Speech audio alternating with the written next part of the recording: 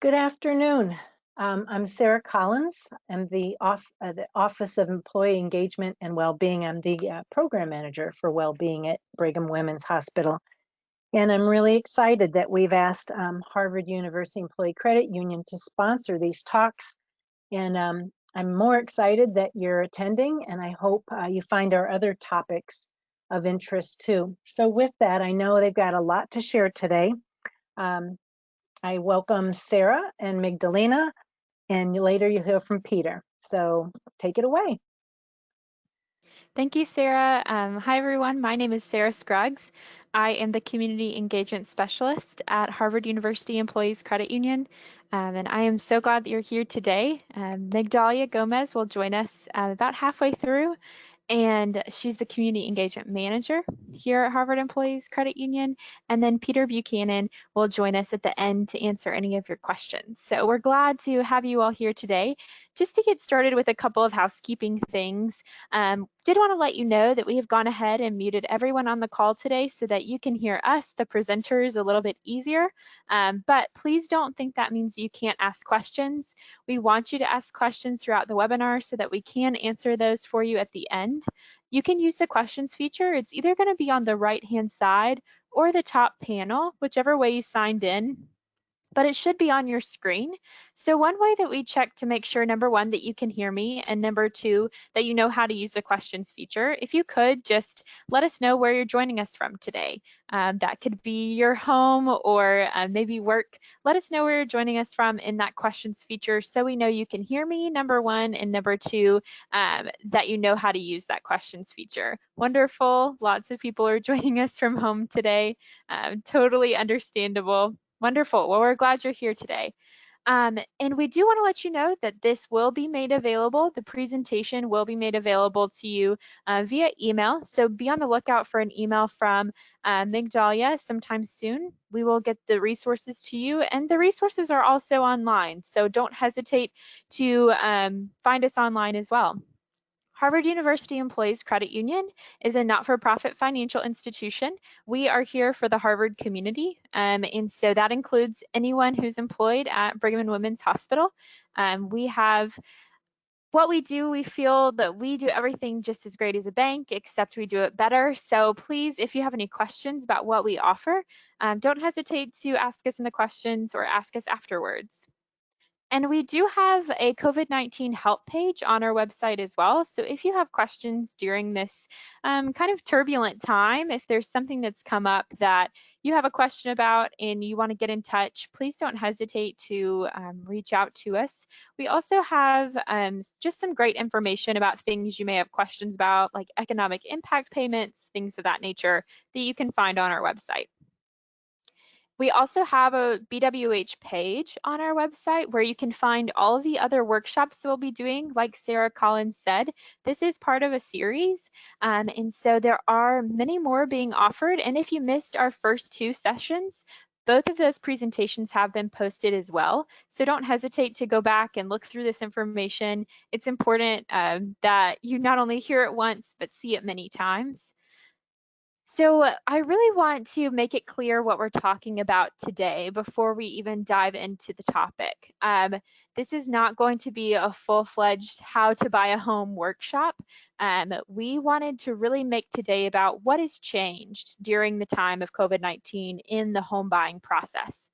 If you're looking for a full home buying workshop, we will be offering that on June 30th from 5 p.m. to 6 p.m. And so I encourage you, if you're interested in that, you can go to our website and go to workshops, and we'll also send a link for that in the email tomorrow to register. So what has changed during COVID-19 in the home buying process? It can be a little overwhelming to think about this, but we want to start with a couple of different sessions and know that this isn't the full picture of everything that's changed and what will be tomorrow or what could be in 2 weeks from now, because it is so up in the air. But I want to start with market considerations and start with prices. You may hear certain things on the news, but we're going to talk a little bit about the greater Boston area because that's where we are right now. And we want you to know that prices seem to be staying pretty similar to what they were before the crisis. And so really, prices have been pretty stable, which is a sign of a good market. And there are some properties that are receiving multiple offers, and sometimes those offers are even over asking price. Those are normally between the 250,000 range to the 500,000 range. So it is still extremely competitive market here in the greater Boston area. And this doesn't seem to be changing, because the inventory of houses has gone down. People are not as willing to sell their homes at this point in time because maybe they don't want an open house, or they're not wanting multiple people to come through their house, touch their things, not really know if someone has been sick in the past. And so the inventory in the greater Boston area is extremely low, especially for this time of year. And so that's why you'll see pretty steady prices, if not, a little bit higher prices than we're used to seeing. And then virtual tours have become much more, I guess, normal these days. A lot of people are buying homes after looking at them online and going through that 3D or virtual tour. I know I've seen much more of that on apps like Zillow and Redfin. You'll see that houses that have a little asterisk and say virtual tour available. And so that is an option if you're looking to buy during this time. Having a virtual tour is great if you're not able to go in person. And then open houses. At the beginning of the coronavirus crisis, there was really just a strict no open houses. Open houses are starting to pick up a little bit more. And at this point, you do have to make an appointment and wear your mask and gloves, but you don't have to have a pre-approval or be with a realtor in some cases. So this isn't a rule, but it's what you could typically see. So they're wanting to have fewer people in the house at one time. They're wanting to make sure that people are being safe, using hand sanitizer, waiting for people to leave specific rooms so that you can go in. And so you will see more open houses as we continue to open back up. But what we want you to keep in mind is that you do need to make an appointment. You do need to make sure you're following all those steps to keep yourself safe as well as the people who own the home. What social distancing is affected during this time? So you think through these 4 things that happen when you buy a home. These are 4 critical things that you'll need to be able to buy a home. Appraisers and home inspectors at this time are starting to become more comfortable with going into homes, doing their work in homes, but there are social distancing measures in place for those things. And so you'll just want to keep in mind that these things may take a little bit longer time to actually do these days. So as you're thinking about buying a home, these are all things you'll need to check with before you start on that final paperwork type of thing. This is why it's so critical that you have a real estate agent that knows the area well, because they can keep up to date with all of these things and let you know what are departments doing, what are local communities doing during this time to promote social distancing, while also making sure that you can buy a home, because that's still happening. People are still buying homes during this time. But how can they make sure that this process goes as smoothly as possible during this time of social distancing? With fire departments, some fire departments are not allowing people to come into the property to check those smoke alarms and to certify that they're in compliance and working. So you want to check with your local fire department. And then with each city, each town, each place in Massachusetts, they have their own rules for the lien certificate. And can that lien certificate be agreed upon within the dates during this time of social distancing? You'll just want to make sure, like I said again, check in with your real estate agent. Make sure that they know about these things in the community that you're buying in. So I'm going to turn it over to Migdalia to tell us a little bit more about some other things to think about. Thank you, Sarah. And I just want to remind folks, if you have any questions, feel free to submit your questions. I'm going to speak for another 5 or 10 minutes or so. Then we're going to open it up for questions. And we're very fortunate today to have the SVP of Real Estate Lending, HUECU's SVP of Real Estate Lending, Peter Buchanan, on the call, who will be able to help answer any questions. And Peter has decades of experience that he can bring to those that may have specific questions. So one of the different pieces of the home buying process, or steps I should say, is the purchase and sales agreement. This is a very important document which essentially will provide the details of the purchase that you are undergoing. One of the biggest changes that has happened due to COVID-19 is that both parties are now agreeing to automatically extend the date of the purchase if there are circumstances that are presented that are related to COVID-19. So because there are individuals, many obviously, that are becoming ill or may not show symptoms right away, this allows, if someone were to become sick, if someone needs additional time because of COVID-19, automatically that extension will be granted. Now, there are, along with this, the closing day, which I'll talk more about the closing process in the upcoming slides, that can also be pushed out until due to major delays that have been determined. With that being said, though, there are a couple of different things to keep in mind with that closing day and the delay of the process. If there's a delay that is for more than 30 days, then either party can terminate the agreement. So that is building in buffer for if situations change within a month, you do no longer have to stick to that, which is, again, specifically due to COVID-19. So that means that not only can you terminate the agreement, but that the full amount of the deposit would be repaid within 5 business days of that termination notice, or I'm sorry, 5 days of that termination notice. So not only can you cancel, but the funds would be returned, that deposit, within those 5 days. Something else that's a little bit different, and Sarah spoke a little bit about the fire department, is that usually prior to COVID-19, typically it was a requirement of the seller to have the smoke alarm units, either smoke alarms or carbon monoxide detectors or alarms set up. But because of COVID-19, there has been a switch in which the buyer agrees as a condition of the closing that the buyer is going to be the one that will be required to equip that dwelling, that building, the structure, or that specific unit with the approved smoked and carbon monoxide detectors. So this is a shift here that folks will need to be aware of, and we don't know necessarily if this is going to continue, if it's going to be lifted. Anticipation is that most likely will be lifted as more reopening occurs, but as of right now, that is a responsibility that is falling on the buyer, which typically would have been the seller. Now, a little bit about the underwriting process. Now, the underwriting process is a key process that essentially determines whether or not you're going to be able to move forward with the mortgage or that purchase of that home. Because of the change in income across the country, it has become a stricter process. There are going to be higher levels of scrutiny and documentation that is going to be required. There have been many individuals that have lost income or had a reduction of income, and as a result, more documentation. Now, one of the things that in the past, over time, was treated different than what is going to be currently. Their occupation, overtime, commission, these are some specific forms of income that now are being questioned. I know I'll speak sort of to the restaurant industry. If someone worked in the restaurant industry, as we know, many have been impacted, but many of those restaurants have had to close.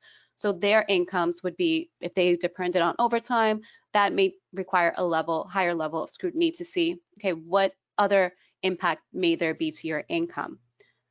Other pieces will be that the documentation.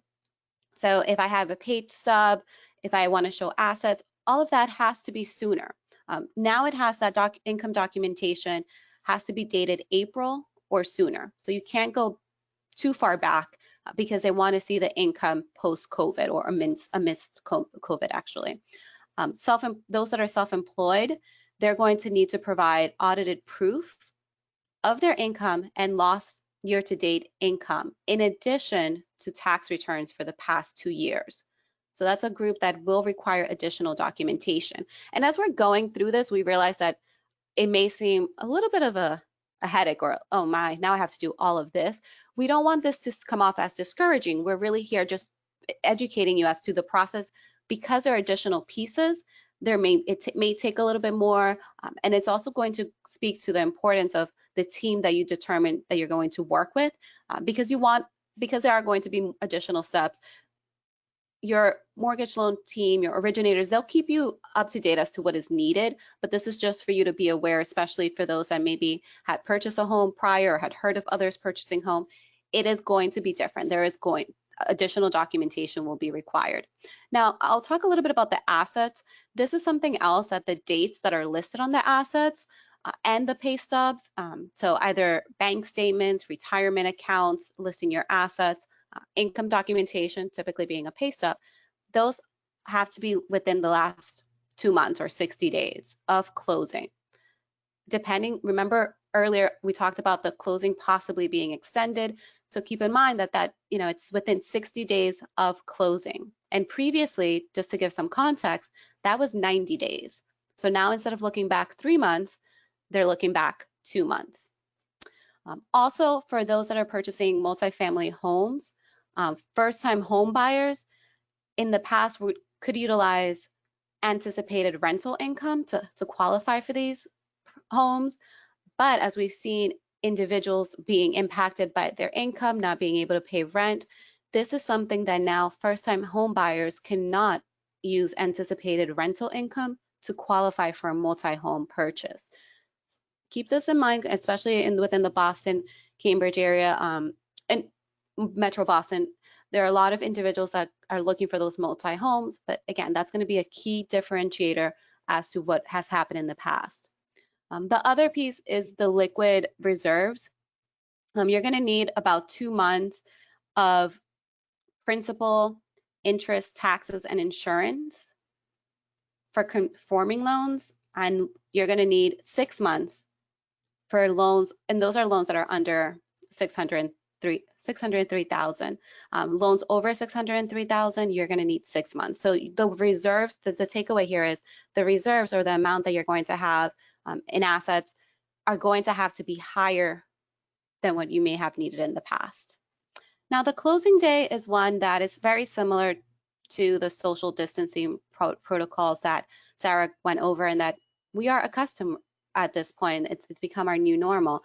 Now, that means that because of trying to keep less than 10 individuals in certain places together at once, not everyone will be allowed to attend, or not everyone may be required to attend.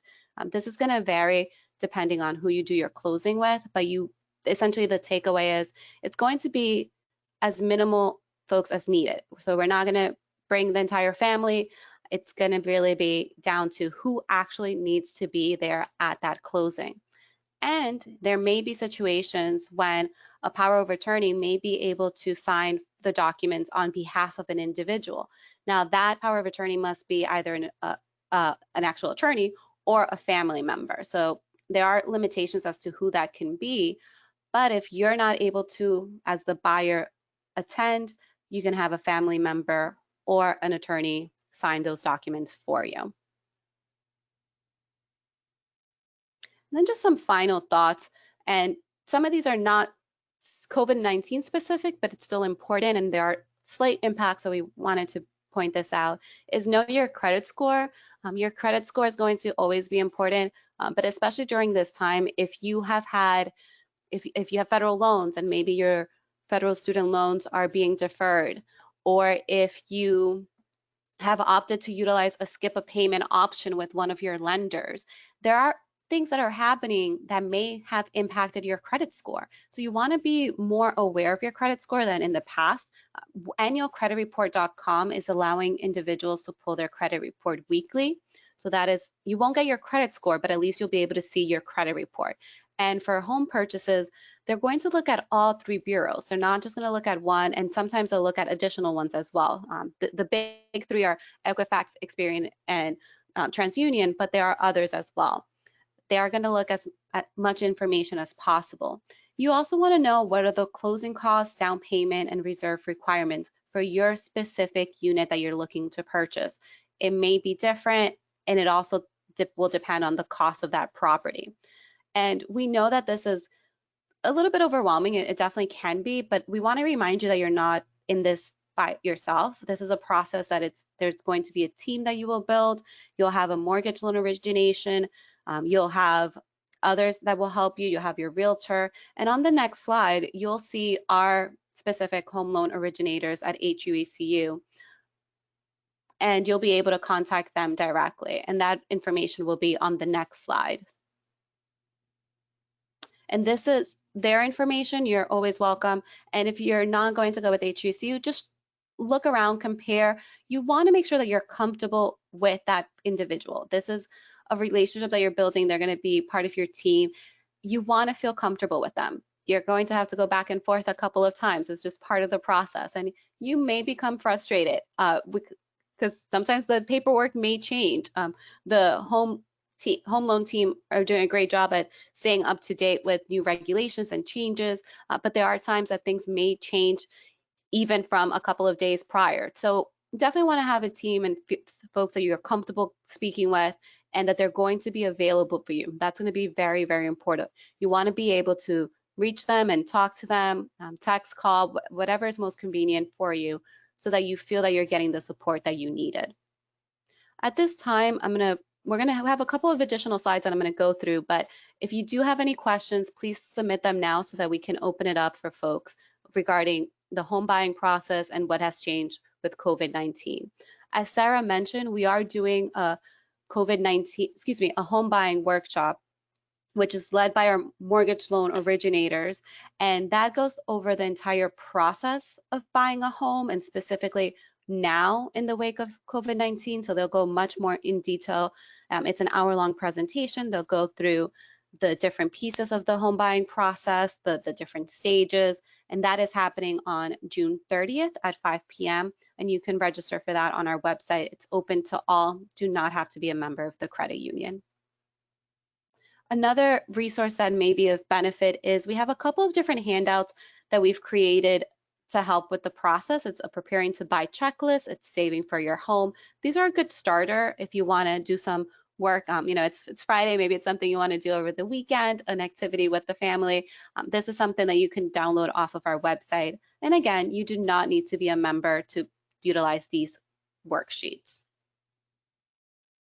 And finally, we also have a blog in which we are posting a lot of different information, generally not just COVID-19 related, but as of right now, that is what's most timely. So we've been focusing a lot on that. And we also have through the blog, you can go to our YouTube videos where we do have some videos that are specific to home buying as well. And I just want to remind you that we are here for you. And these are our socials where you can follow us to stay connected with us.